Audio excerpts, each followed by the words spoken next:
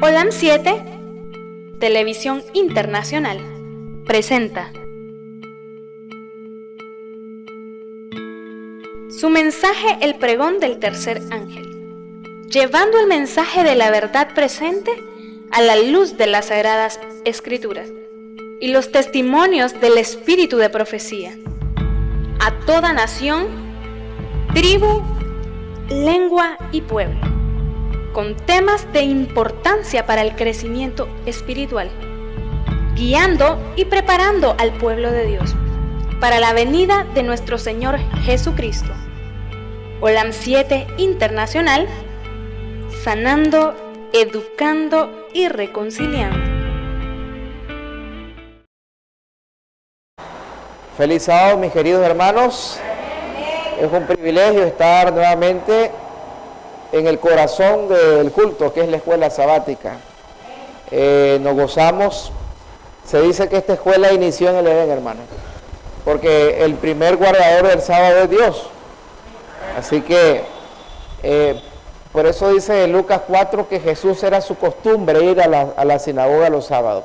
Así que, mi querido hermano, damos la bienvenida a los hermanos que están en la plataforma, que nos siguen a través de el canal Olam. Estamos en redes, estamos a través de YouTube, ahí usted nos puede encontrar. También nos puede encontrar en cable, allá en Los Ángeles, en México, y con la ayuda de Dios muy pronto en muchos otros lugares a través del cable. Y a través de las plataformas nos puede encontrar, y puede incluso tener acceso a diversos programas que han sido grabados y subidos a las diversas plataformas. Así que, hermano, siéntase gozoso y disfrute de este material de la palabra de Dios. Vamos a orar, sí, mi querido hermano. Los que puedan acompañarme de rodillas lo hacen para abrir la palabra de Dios. Cariñoso Padre, gracias te damos por esta fresca y hermosa mañana. Gracias te damos por el don de la vida. Tu misericordia nos levantó esta mañana. Queremos, Señor, que tú bendigas a cada hijo tuyo, que bendigas a cada hermano, a cada televidente, a nuestros hermanos de muchos países que están conectados, listos para escuchar tu palabra. Bendiga a cada hogar. Si hay, oh Dios, enfermos en tu pueblo, hermanos que han subido las diversas peticiones a Olam, seas tú, oh Dios, dando esa sanidad. Tú eres el médico, tú eres el que levantó a Lázaro con 4 días de muerto, tú eres el dador de la vida. Trae sanidad y misericordia a cada hijo tuyo, Señor. Trae la paz a la familia, Señor. Y esta mañana, que el Santo Espíritu, el mismo Espíritu que inspiró al profeta, pueda hablarnos a nosotros en esta mañana. Acompáñanos, Señor, en este estudio, en el nombre de Jesús. Amén y amén. Muy bien, hermanos, cuando hablamos del juicio, es un tema muy importante, y el sábado anterior estudiamos que el juicio para los santos son buenas noticias. ¿Recuerdan? El juicio es la primera fase del juicio.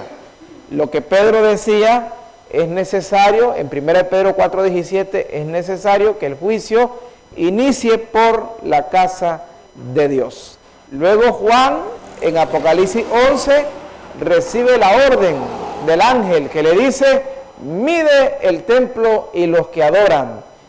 También el ángel en Apocalipsis 14 dice: la hora del juicio ha llegado. Y Daniel 7:26, posterior al 25, en Daniel 7:25 se desarrolla la persecución de la Edad Media sobre el pueblo de Dios, y luego dice: vino el juicio. Posterior a 1798, según Daniel 7:26, se da inicio el juicio. Así que cuando Daniel 8:14 nos habla de las 2300 tardes y mañanas que iniciaron allá por el 457 a.C. y llegan a 1844, estamos dándonos cuenta que el juicio a los santos ha iniciado. Ahora, ¿cuál es la ventaja de la primera fase del juicio? Estoy dando un pequeño tip a los hermanos que estuvieron el sábado pasado y los que no estuvieron. La primera parte del juicio tiene la virtud de lo que dice el apóstol Juan. Si alguno hubiere cometido pecado, abogado tenemos para con el Padre, a nuestro Señor Jesucristo. Entonces, por eso conviene en esta parte que seamos juzgados, porque tenemos un abogado, tenemos la garantía, tenemos el garante que es Cristo. Entonces, todos los que van a ser juzgados en la primera parte del juicio tienen esa ventaja. Tenemos esa ventaja, ¿verdad?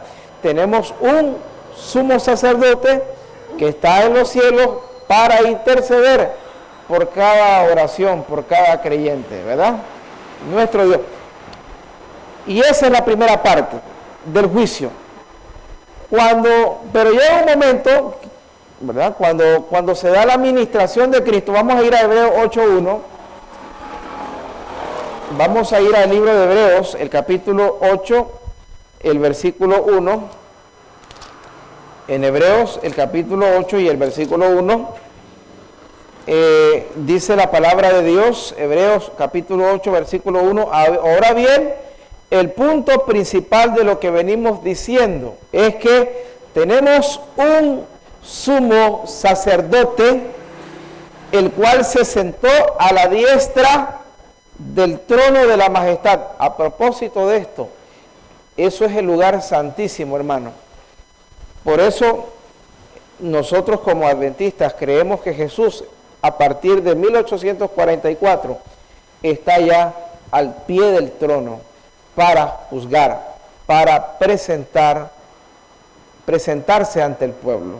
Porque aquí lo dice, Él está al pie de la majestad de los cielos, del trono. Ahora, la ventaja de los santos, la ventaja de los que participan en la primera parte del juicio, es que está allí Cristo Jesús. Ellos pueden, como lo dice, vamos a ir ahí mismo en Hebreos, vamos a ir al capítulo, note lo que dice, al capítulo 2, versículo 17, capítulo 2, versículo 17, por lo cual debía ser en todo semejante a sus hermanos. Por eso a Cristo Jesús se le llama el hermano mayor, para venir a ser como misericordioso, porque Él estuvo acá, hermano. Él caminó los caminos de polvo. Bueno, Jesús no gozó del clima de Iriamba, aquí es más fresco, le decía yo al doctor esta mañana. En Palestina generalmente el clima andaba por los 40 grados, un lugar desértico.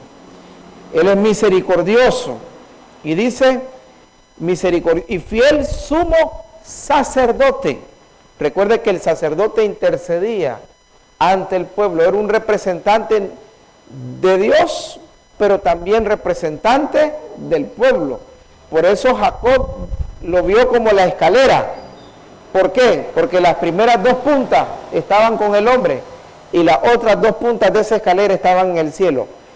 Él es sumo sacerdote en lo que a Dios se refiere para expiar el pecado del pueblo. Por eso explicamos el sábado pasado que el juicio no era otra cosa que la expiación del pecado. Y eso eran buenas noticias, salvo, claro, si usted quería seguir en el pecado, era cortado. Pero todo aquel que el día del Yom Kippur confesaba y presentaba su ofrenda, automáticamente por la sangre del Cordero era salvo. El juicio es una buena noticia. Y entonces dice, pues Él mismo padeció y fue tentado, es poderoso para socorrer a los que son tentados. Acá, en esta parte del juicio, esa es la buena noticia. Hay sumo sacerdote, hay un abogado y hay un intercesor. Esa es la buena noticia, mi querido hermano, que esta mañana está recibiendo esta palabra. Pero vamos a cerrar con un texto más. Hay hay una advertencia, mis queridos hermanos, con respecto a los que no participan de la primera parte del juicio. Note lo que dice Apocalipsis 11, el capítulo 11 de Apocalipsis, el versículo 1. Me fue dada una caña semejante a una vara de medir. Recuerden lo que estudiamos el sábado, de acuerdo a Mateo 7:1, con la misma vara que mides serás medido. La vara representa el juicio. Se me dijo, levántate, mide el templo de Dios, mide el templo de Dios y el altar y los que adoran en él. Note, mi hermano, la medición es hacia los adoradores, mide el templo y mide el altar. Note eso. Ahora, en esta parte del juicio hay una división. En la primera parte del juicio hay una división, porque note el versículo 2. Pero el patio, ¿qué representa el patio? Representa a los que no están en el templo, o sea, representa en este caso los gentiles o los perdidos. Son los que no han aceptado el mensaje de Dios. Son aquellas personas que no están unidos en la fe a Cristo Jesús. Bueno, ellos no son juzgados en la primera parte del juicio, pero eso no significa que no van a ser juzgados. Note lo que dice el ángel. Pero el patio y los que están fuera del templo, déjalo aparte.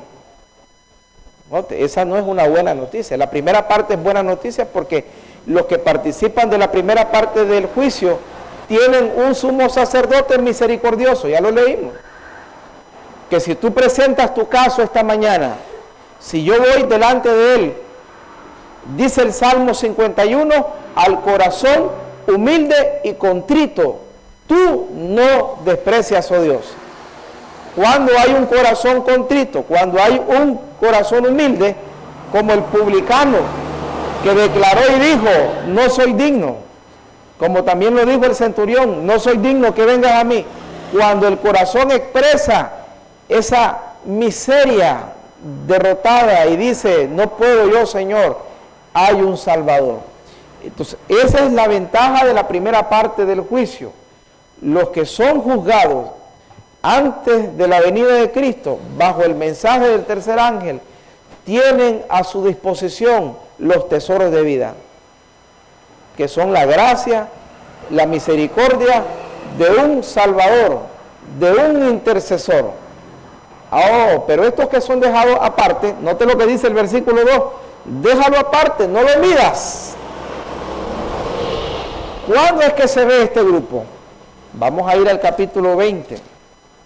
En el capítulo 20 de Apocalipsis se ha dado inicio el milenio.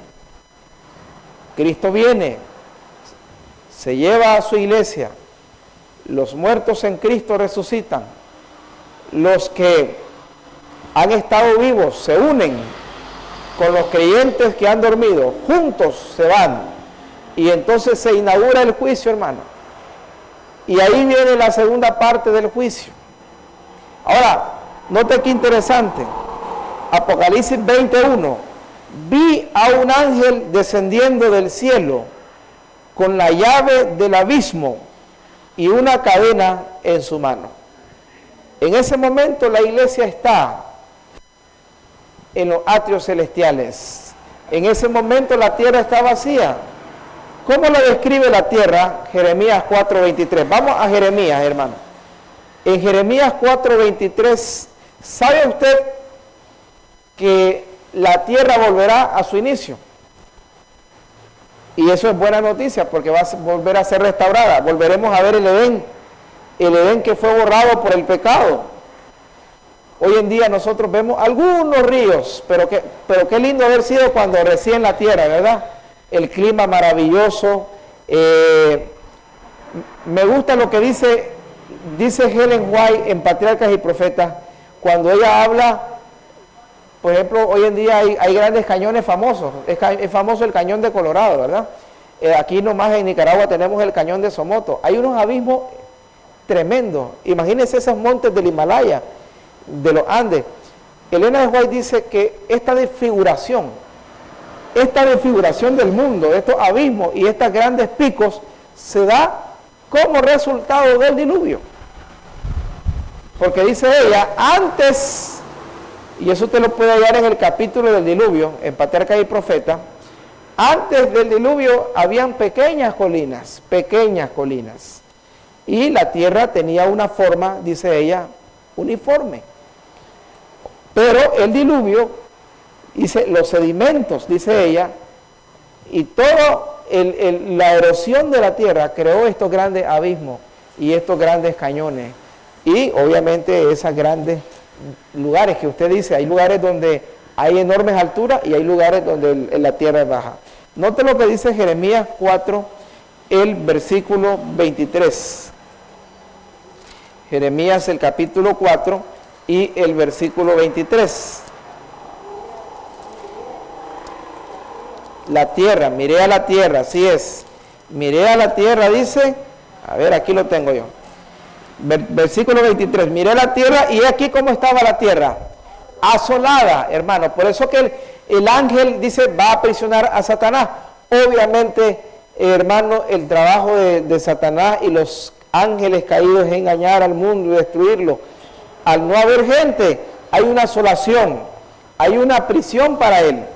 Estaba asolada y vacía, y los cielos no había en ellos luz. ¿Se acuerdan ustedes? Realmente como al principio no había luz. Dice la palabra de Dios que no había luz. Miré los montes y aquí ¿qué pasaba? Hermano, habían como nosotros llamamos eso enjambre sísmico, ¿verdad? Cuando están uno tras otro temblando. Y he aquí temblaban y los collados fueron destruidos. Miré y no había hombre, y todas las aves del cielo se habían ido. Miré aquí el campo, dice el 26, y había un desierto, las ciudades asoladas delante de Jehová y del ardor de su ira. Por eso Jesús en Mateo 24 dijo, no quedará piedra sobre piedra, mis amigos. Y aquí tenemos siempre el mensaje del Señor. No nos aferremos a lo material. Gloria a Dios si Dios te ha bendecido.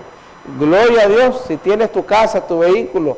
No es pecado tener la bendición de Dios. Pero siempre debemos de estar conscientes de que todo esto es temporal.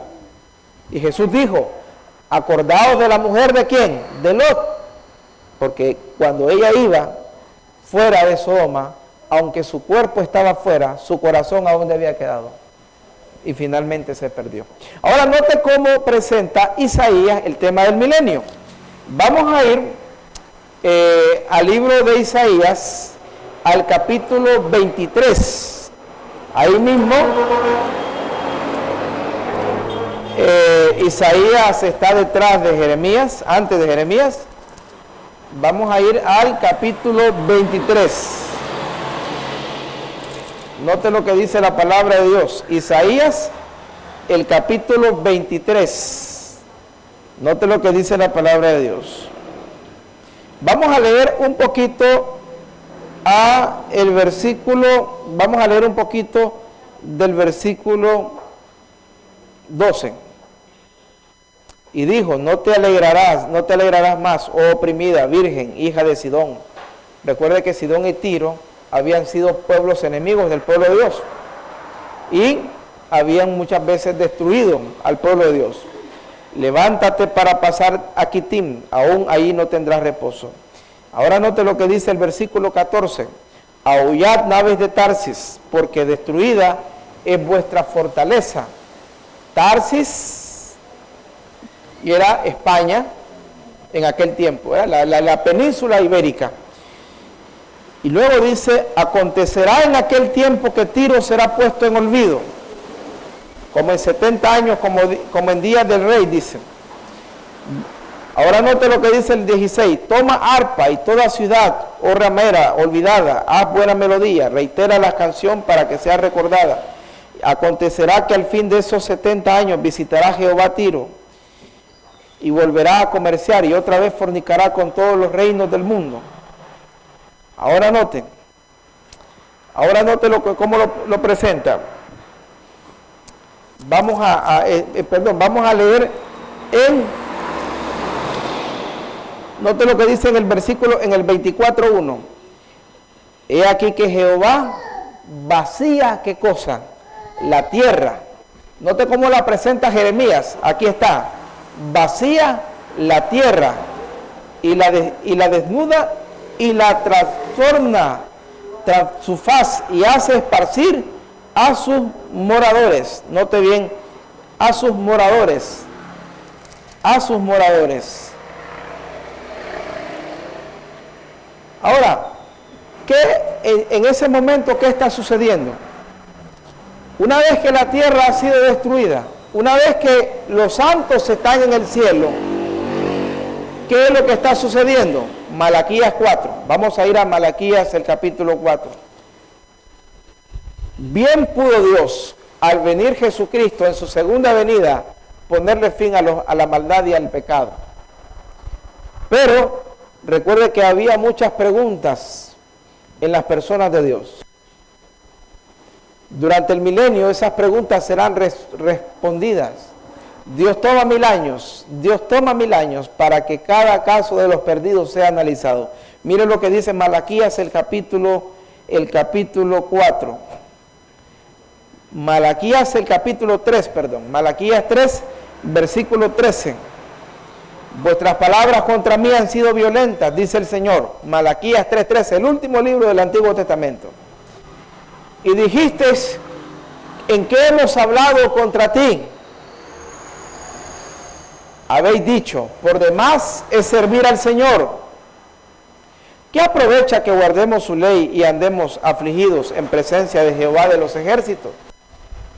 Había un sentimiento en el pueblo de que no valía la pena servir a Dios. Pero ahora note lo que dice el Señor. Decimos, bienaventurados los soberbios. Note lo que pensaban ellos. Bienaventurados los soberbios y los que hacen maldad. No solo prosperan, sino que tientan a Dios y escapan. Ahora note, ellos pensaban que la gente que hacía maldad finalmente triunfaba. Había un sentimiento de derrota del pueblo. Recuerden que en los tiempos de Malaquías Israel había sido invadido. Había una ciudad destruida. Y ellos decían, bueno, ¿para qué vamos a obedecer? Lo mismo pasa hoy en día. Hoy en día el diablo viene y le dice a las personas, ¿para qué vas a andar en la iglesia? ¿Para qué vas a buscar de Dios? ¿Para qué vas a buscar de Cristo si tu vida puede andar como tú quieras? Hermano, no es así. Y por ahí está el famoso refrán que la gente dice, si todos nos vamos a perder. ¿No han escuchado ustedes eso? ¿Vos crees que se van a salvar los que van? Aquí toditos nos vamos, si todos tenemos pecado. Bueno, hermano, mire lo que dice el Señor. Versículo 16. Entonces los que temían a Jehová hablaron a su compañero y Jehová escuchó. Y fue escrito el libro de memoria. Oh, amén, hermana. ¿Que hay en los cielos un libro de qué? Hay mucho trabajo que hacer en el milenio, hermano. Todas las acciones, todos los crímenes, todas las cosas, incluso ocultas, están escritas en el libro de las memorias. Ahí lo dice Malaquías. Y viene el Señor y le dice, no,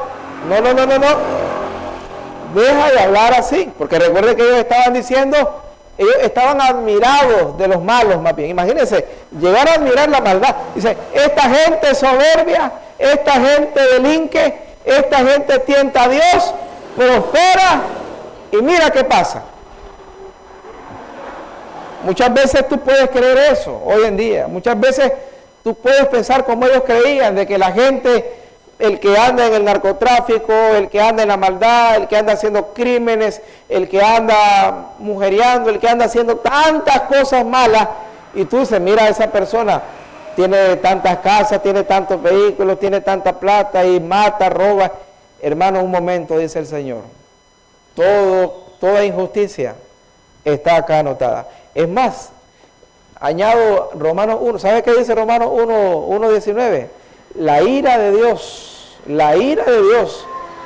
Oiga bien esto. La ira de Dios pesa sobre toda injusticia, dice Romanos 1:19. Hay injusticias que usted y yo no las manejamos. Injusticias laborales, injusticias en el mundo, crímenes que nunca se supo quién fue, robos que nunca se supo quién fue. Y usted cree que todo eso, hermano, hay un dicho que la gente dice, en esta vida todo se paga. ¿Han escuchado ustedes ese refrán? Pues yo le digo que ese refrán es falso. Hay gente que se va sin pagarla. Dígame quién hizo pagar a Hitler, dígame quién hizo pagar a tanta gente. Ah, pero ojo, no significa que no va a ser cobrado. Te puede escapar de la autoridad del mundo. Hay gente que soborna un juez, hay gente que soborna a la justicia humana. Pero dice acá que hay un libro de la memoria donde todo esto está anotado. En otras palabras, hermano, de la mano de Cristo nadie se va a salvar.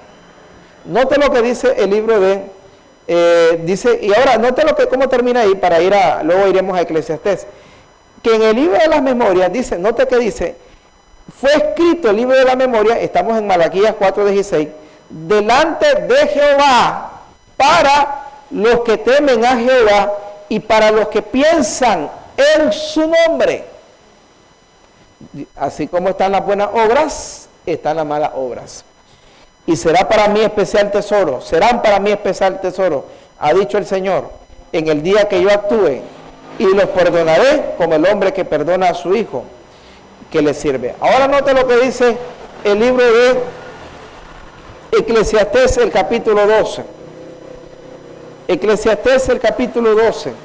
Hermano, todos esos archivos, todos esos libros estarán a disposición de los creyentes. Todo ese material, porque cuando al llegar a los cielos quizás habrán buenas sorpresas, pero también habrán malas sorpresas.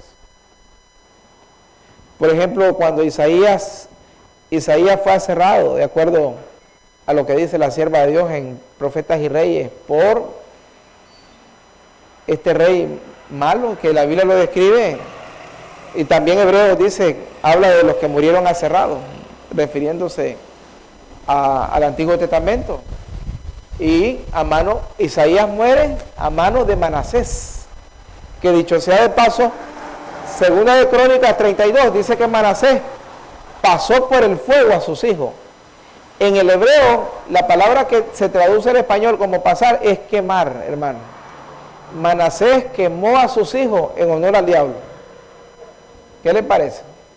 Ahora, y llega Isaías al cielo, hermano, en el día de la venida de Cristo, cuando Isaías se ha levantado y descubre que Manasés también está allí. Por eso le digo, porque la Biblia nos dice en 2 de Crónicas 32 que al final, cuando Manasés fue arrastrado, porque le pusieron unos garfios en las narices y vino de Babilonia y lo arrastró por las calles. Y entonces dice que cuando el hombre iba prácticamente apaleado, vino y oró. Y dice que Jehová oyó. Ahora, no me quede viendo mal a mí. Eso es problema de Dios, hermano. Eso se llama soberanía de Dios. Porque Él dice que al que se arrepiente, Él perdona. Y el hombre fue perdonado. Es más, no solo lo perdonó, si usted lee Crónicas, dice que lo restauró a su trono de nuevo. Y el hombre gobernó 50 años. Y cuando llegue Isaías al cielo, ¿quién lo va a abrazar? Manasés. Por eso le digo que van a haber agradables sorpresas en los cielos. ¿Verdad? Fue aserrado. Y descubre que su asesino va a estar cantando allá himnos con él. Pero también habrán tristes sorpresas. ¿Verdad? Gente que nosotros decimos, pero si era pastor, si el hermano era un líder, era un gran predicador, ¿por qué no está con nosotros? Note lo que dice Eclesiastés, el capítulo 12. Vamos a ir a Eclesiastés, el capítulo 12. Note lo que dice Eclesiastés, el capítulo 12 de Eclesiastés y el versículo 14. Ahí lo vamos a encontrar, hermano. Proverbios, Eclesiastés, el capítulo 12 y el versículo 14. Note lo que dice. Porque Dios traerá toda obra a juicio. Note bien, toda obra. ¿Cuánto es todo, hermano? Todo. Toda obra a juicio. Dios traerá toda obra a juicio juntamente con toda cosa encubierta, sea buena o sea mala. Eclesiastés sigue la misma línea que está desarrollando Malaquías y que está desarrollando el Apocalipsis 20. El juicio, la segunda parte del juicio, es cuando se da apertura a todos estos libros. Note en el libro de Apocalipsis 20, volvamos a Apocalipsis 20, en la visión que se da del trono, vamos a ir al capítulo 20 de Apocalipsis, los libros son abiertos. Aquí nos damos cuenta que hay varios libros, porque por ejemplo Jesús hablaba del libro de la vida, Malaquías nos habló del libro de las memorias. Note lo que dice Apocalipsis 20. Vamos a leer a partir del capítulo 20, versículo 3. Y lo arrojó al abismo, hablando de Satanás. La palabra abismo puede ser traducida como el vacío o la oscuridad. Pero hablando de los ángeles caídos, dice, fueron lanzados a la oscuridad. Es la misma palabra que aparece aquí, es la palabra griega tártaros. ¿Qué? Recuerde que la tierra está como al inicio, vacía, despoblada. Y note lo que dice el texto, para que no engañase más a las naciones. Obviamente, ¿a quién va a engañar? Por eso lo dice, hasta que se cumplan 1000 años. Esto es lo que estudiamos con Henry, ¿recuerda, Henry? Entre la segunda venida de Cristo y la tercera fase del juicio. Esa tercera fase la vamos a desarrollar en los siguientes sábados, porque este tema del juicio va a llevarnos varias lecciones, hermano, para que todos vayamos y nos empapemos, quedemos claros. Entre la segunda venida de Cristo y el milenio y la venida de la Nueva Jerusalén hay 1000 años. Entre la primera resurrección, por eso Pablo dice, los muertos en Cristo resucitarán, y usa una palabra clave. ¿Cuál es la palabra? Primero. O sea, si hay una primero es porque hay una. Pero luego, note lo que dice el versículo 4. Vi tronos. Ojo, aquí ya entra el pueblo de Dios. Porque obviamente, hermano, cuando se da la ascensión del pueblo de Dios, se da la coronación de los santos. Recuerde lo que dice el Salmo 24, cuando el pueblo de Dios entra, hay un recibimiento apoteósico, maravilloso, ¿verdad? Los santos entran, hay regocijo, ¿verdad? Se da inaugurado el milenio, pero todavía no hay que cantar toda la victoria, porque el pueblo de Dios va a participar del juicio. Note lo que dice el versículo 4. Vi tronos. Ahora, ¿por qué tronos en plural? Recuerde lo que dice Apocalipsis 2, en uno de los mensajes a la iglesia. Al que venciere, le haré que se siente conmigo. ¿A dónde? Dice el Señor. En mi trono. Obviamente no es que vamos a sacar al Señor del trono, sino que al lado de Él habrán tronos, donde estarán los victoriosos. Por eso dice ahí, vi tronos y se sentaron sobre ellos, ¿quiénes? Los que recibieron la facultad de ¿qué? De juzgar. Ahora, note qué interesante esto, hermano, porque en todo el proceso del juicio Dios no participa. Cuando hablo de Dios, el Padre. Es más, participa la iglesia, participan los salvos, pero no Dios, sino Cristo y la iglesia. Lo vamos a ver. ¿Quiénes reciben la facultad de juzgar? Pregunta importante. Vamos a ir a 2 de Corintios 6. En 2 de Corintios 6, de Corintios 6, usted encuentra al apóstol Pablo amonestando a los corintios. ¿Qué estaba pasando en ese momento? Que cuando había un problema en la iglesia, ¿sabe a dónde lo iban a resolver los hermanos de la iglesia? Le decía el hermano al otro hermano, hey, nos vemos allá en el juzgado. Y entonces viene Pablo y los regaña, le dice, ustedes están actuando, porque la autoridad de todo creyente es la iglesia, hermano. Nosotros como hermanos en Cristo, nuestra autoridad es Cristo Jesús. Yo no voy a ir a decir, es que tengo una diferencia con el hermano, y entonces voy a meter a un impío a juiciar. Cuando tenemos autoridades de Dios y tenemos a Cristo mismo, y la palabra de Dios es nuestra guía. Aquí está la manera como disolver una diferencia. Y note lo que viene Pablo y le dice, respondiendo a la pregunta, respondiendo a la visión, porque recuerda que Juan dice, vi los que recibieron la facultad de juzgar. Y entonces dice, ¿osa alguno de vosotros? 1 Corintios 6:1, cuando tiene algo contra otro, ir a juicio ante los injustos y no delante de los santos. Pablo dice, estás poniendo a definir una diferencia a alguien que no conoce a Dios. No sabéis, note el versículo 2, no sabéis que los santos han de juzgar a quién. Note bien, la iglesia, cuando él se refiere, recuerde que Pablo usaba el término santos para referirse a los creyentes. La iglesia va a participar del juicio. Por eso es que Juan dice, vi a los que recibieron facultad de juzgar.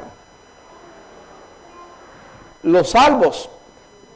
Por eso yo le decía, usted y yo tenemos que tener parte, tenemos que ser juzgados en la primera parte del juicio. Porque la buena noticia del juicio de ahora, el juicio que inicia de 1844, es que tenemos un intercesor. Si hoy nuestro nombre está en los registros celestiales, en el juicio, tenemos quien haga expiación. Durante el milenio no. Si mi nombre es pasado en el milenio, hermano, pues listo. Porque ¿quién va a hablar por mí? Hoy por usted habla Cristo Jesús. Si usted viene y dice, Señor, entrego mi vida, viene Jesús y le dice al Padre, Él es mío. Pero durante el milenio, ¿quién va a hablar por nosotros, hermano? Ahora, noten lo que sigue. Entonces, los santos vienen a participar, dice, del juicio. Y dice, ¿no sabéis que los santos han de juzgar al mundo? Y si el mundo ha de ser juzgado por vosotros, si el mundo ha de ser juzgado por vosotros, sois indignos de juzgar estas cosas pequeñas. ¿Verdad? Si el mundo ha de ser juzgado por vosotros. Entonces, aquí vemos que durante el milenio los santos participan del juicio. Bienvenida, Marjorie. Ahora, note algo importante, hermano. Note algo importante y especial. Pero usted me dirá, bueno, la iglesia juzga al mundo. ¿Quién juzga a las 12 tribus de Israel? Recuerde que, lamentablemente, hermano, hubo muchos hermanos de Israel que fueron salvos. A propósito de que hoy hay un fervor sionista con esto de los misiles. La Biblia dice que el Israel de Dios es la iglesia. Ese será tema de otro día. Pero la Biblia nunca dice que el pueblo actual de Israel sigue siendo el pueblo de Dios. Recuerden que ellos, dice Juan, a los suyos vino y los suyos no le recibieron. Y entonces mucha gente dice, están atacando al pueblo de Dios. Hermano, el pueblo de Dios es la iglesia. El pueblo de Dios son los que guardan los mandamientos de Dios y tienen la fe de Jesús, dice Apocalipsis 12:17. Esto no es por nacionalidad. Es más, la mayoría de los actuales israelitas niegan a Jesucristo para su conocimiento. Y Pedro dice, bajo ningún otro nombre hay salvación, solo en el nombre de Jesús. Y Jesús dijo, yo soy el pastor, el que por mí entrare, ¿será qué cosa? Salvo. Usted no se salva por nacionalidad. Así usted le ponga 1000 banderas de Israel a su carro eso no significa que ellos sean el pueblo de Dios. El pueblo de Dios es todo aquel creyente. Y dice Gálatas 3:6, los que son de fe, esos son los hijos de Abraham. ¿Okay? Ahora, note lo que dice entonces el libro de Mateo, el capítulo 19. Mientras los santos, allá en 1 Corintios 6:1, reciben la facultad de participar del juicio del milenio, los 12 apóstoles van a participar del juicio también. Note lo que dice Mateo, el capítulo 19 y el versículo 27. Entonces dijo Pedro, Mateo 19, 27. Entonces dijo Pedro, he aquí nosotros hemos dejado todo, ¿verdad?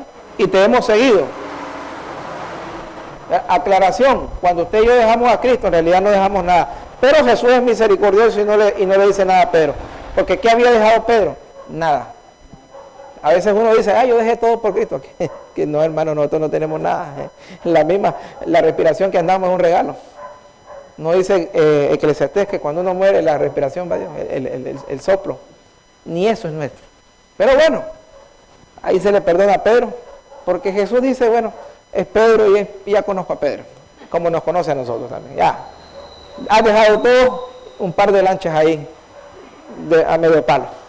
Y entonces, dice el versículo 28, y le dijo, de cierto os digo que en la regeneración, cuando el Hijo del Hombre venga, cuando se siente en el trono de su gloria, yo, dice, vosotros que me habéis seguido, también os sentaréis. Esto no es para nosotros, ojo, nosotros estamos en el grupo de 1 Corintios 6.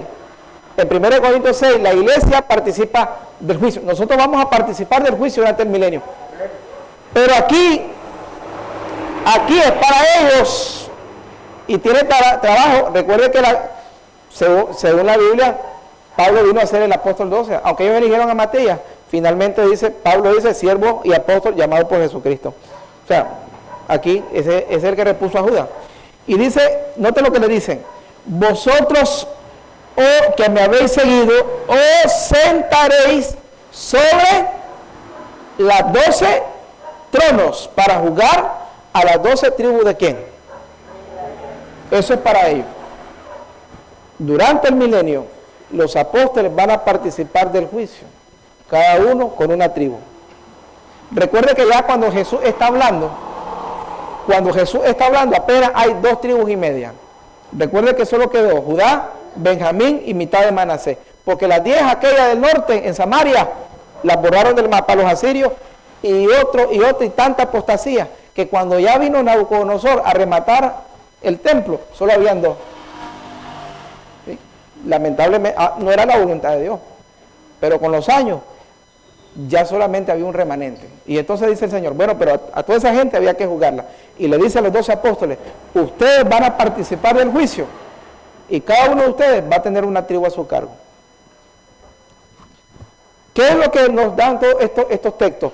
De que durante el milenio, en la apertura de los libros, es el pueblo de Dios, sumando al Antiguo Testamento y al Nuevo Testamento, los que participan del juicio.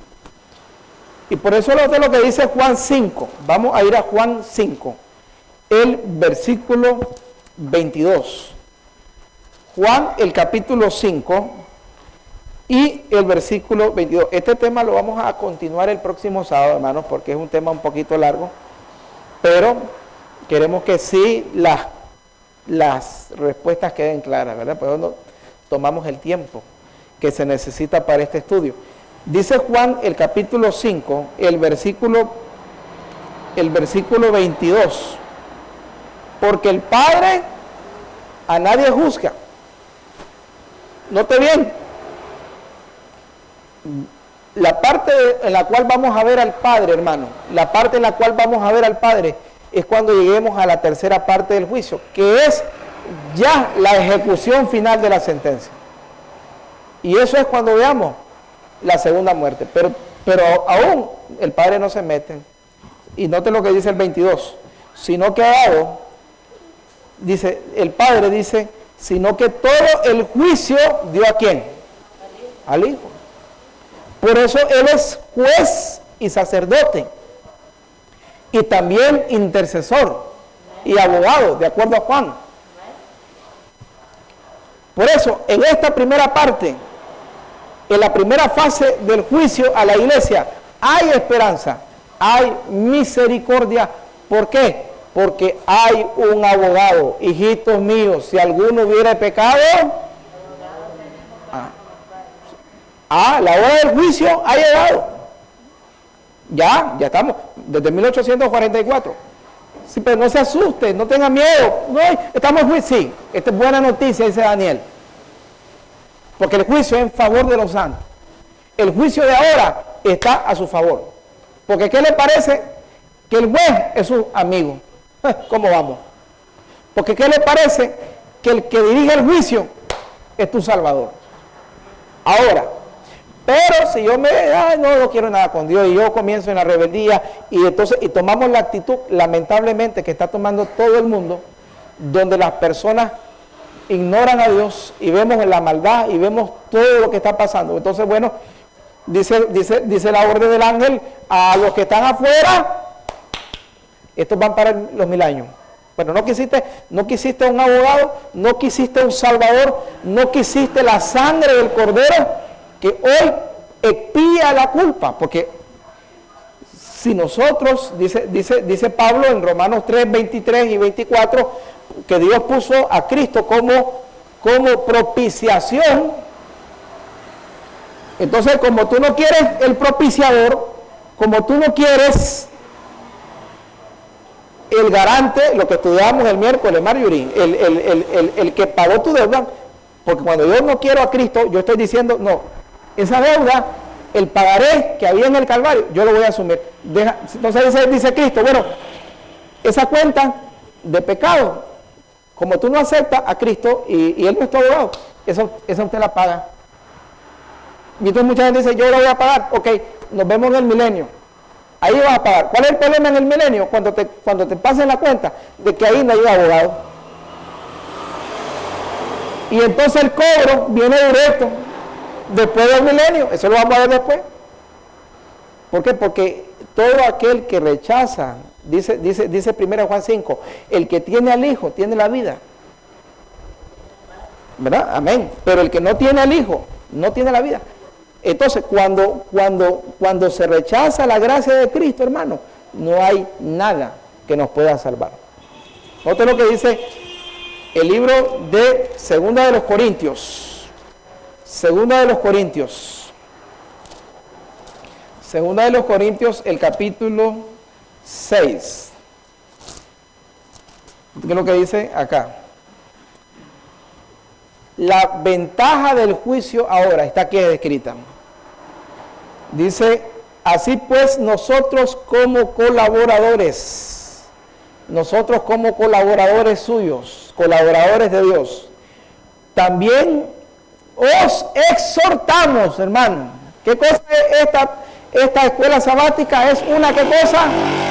Exhortación, hermano, como colaboradores de Dios, a través de esta plataforma, a través de este canal, a través, hermano, de este mensaje, os exhortamos. Pero este no lo tome como regaño, es una exhortación con amor. ¿A qué lo exhortamos? ¿A qué? A que no recibas en vano, ¿qué cosa? La gracia. Porque ahora hay gracia. Hoy tenemos un abogado. En la primera parte del juicio tenemos un intercesor. Pero por favor, no recibas en vano la gracia. O sea, no dejes pasar esta oportunidad. Ay, es que mi trabajo, es que mi esposo, es que mi madre. Hermano, en el milenio nadie te salva. Tu única esperanza de salvación se llama Jesucristo. Y entonces dice Pablo, como dice 2 Corintios 5:19, os rogamos, os suplicamos, dice Pablo, ¿de qué manera te lo digo? Reconciliaos. ¿Con quién? Con Dios. Pero a veces Dios no es prioridad en nuestra vida, y entonces cuando Dios no es prioridad, la gracia está en vano. Porque la gracia es que Cristo vino, derramó su sangre y está a disposición ese perdón. Pero digo yo, bueno, no tengo tiempo, después y vamos posponiendo esa entrega, vamos posponiendo esa decisión y finalmente viene lo que dice el versículo 2. ¿Qué dice el versículo 2? En tiempo aceptable te he oído, en el día de salvación te he socorrido. Ahora, ¿cuándo es ese tiempo aceptable? He aquí, ahora, hermano, querido, hermano, hoy usted está, a los que nos siguen en la plataforma, hermano, hoy es el tiempo, a los que están aquí presencial, hoy es el tiempo, hermano, el juicio son buenas noticias porque nos trae un Salvador, un Redentor, un Cordero que expía, pero durante la segunda fase, hermano, no hay esperanza porque la gracia ha terminado. Los que van a participar son los redimidos, pero si yo no soy juzgado ahora, no tengo derecho a un abogado. He aquí ahora el tiempo aceptable, he aquí ahora el día de la salvación. Amén. Por eso dice Pablo, no recibas la gracia en vano. No recibas la gracia en vano. Entonces, hermano, Dios esta mañana nos hace una invitación tierna y amorosa. Como dice el himno, tierno y amante. Nos llama el Señor. Que ahora podemos recibir esa gracia.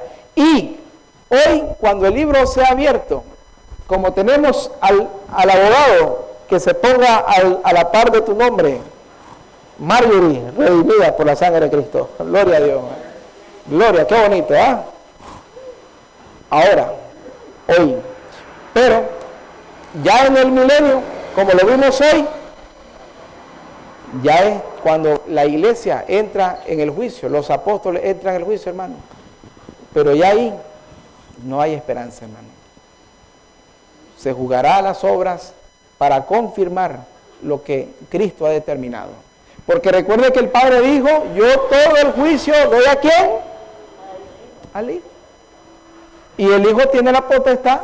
Por eso es que si el Hijo dice, lo he redimido con su sangre, ¿quién va a contradecir? Por eso Pablo dice, si Dios con nosotros, o cuando el Hijo, por eso la oportunidad esta mañana. Así que mis hermanos queridos, Dios nos hace esa invitación, la gracia está a la disposición, los tesoros de vida están a la disposición de nuestras almas. Vamos a orar para cerrar esta lección, mis hermanos. Amado Padre, gracias te damos esta mañana por la tierna y hermosa invitación a ser parte de los redimidos, a recibir esa gracia, como Pablo decía, no recibirla en vano. Señor, gracias porque esta mañana tenemos un abogado que no se avergüenza de llamarnos hermanos, un sacerdote misericordioso a la diestra del Padre. Que acudamos esta mañana con fe, con gozo y esperanza para encontrar el oportuno socorro. Bendícenos en el resto del programa esta mañana. En el nombre de Jesús, amén. Gloria a Dios. Olam 7, Televisión Internacional, presentó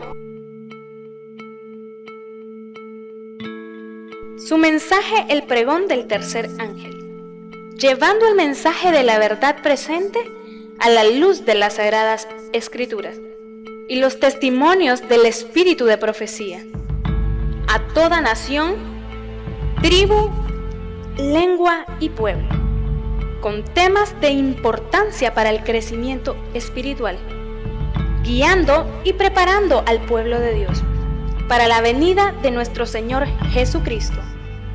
Olam 7 Internacional, sanando, educando y reconciliando.